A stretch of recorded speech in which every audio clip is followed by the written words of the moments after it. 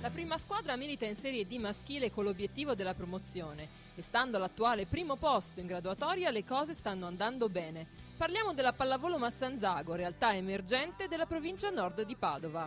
Diciamo che abbiamo programmato che già dall'anno scorso, nel giro di 2 anni, di poter tornare in Serie C e poi di riuscire a mantenere anche la categoria, insomma.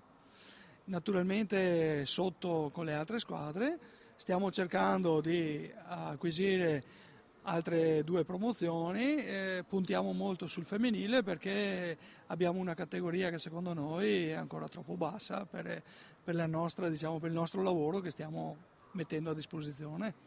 La Pallavolo Massanzago è una società che schiera numerose squadre, anche se la maggiore è questa Serie D. Il nostro obiettivo è quello di riuscire a ritornare in Serie C dopo 2 anni passati in Serie D.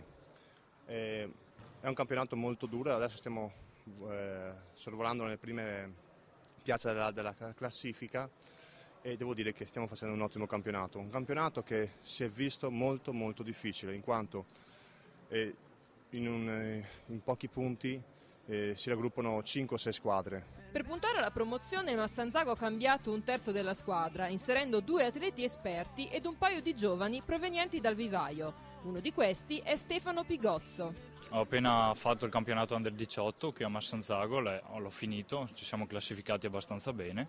Adesso abbiamo iniziato il campionato di terza divisione Under 20 e ora sono qui in Serie D e insomma con questo gruppo di ragazzi, un bellissimo gruppo, mi sono integrato perfettamente e insomma sono contento.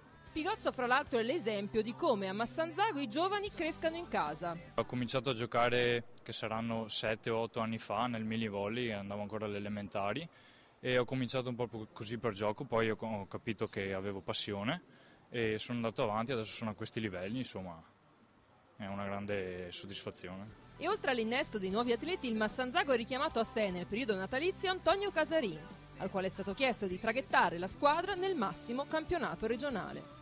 Sicuramente il ritorno di Antonio Casarin nella nostra squadra è un ottimo punto di riavvio.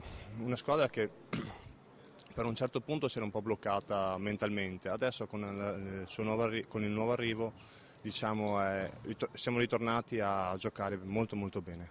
Massanzago è un paese che vanta una società molto numerosa di pallavolo, come ci conferma il sindaco.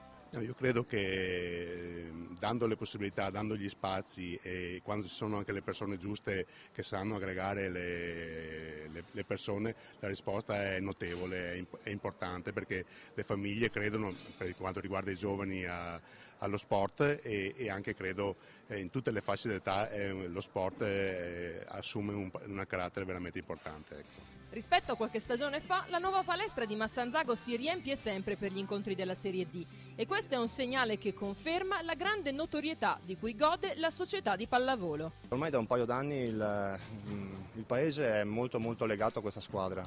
Siamo riusciti a coinvolgere moltissime persone che prima forse non erano attente alla pallavolo. Anzi, soprattutto si può vedere anche dal settore giovanile come c'è stato un ritorno dopo anni di molti giovani. Ed infine andiamo a capire nel dettaglio come è strutturata la Pallavolo Massanzago. E nei numeri stiamo andando molto bene, diciamo più o meno come gli anni scorsi, sempre con circa 200 tesserati. I ragazzi si stanno comportando bene, tutte le squadre sono di un buon livello quest'anno, abbiamo cambiato diversi allenatori e mi sembra che la situazione sia abbastanza positiva, insomma.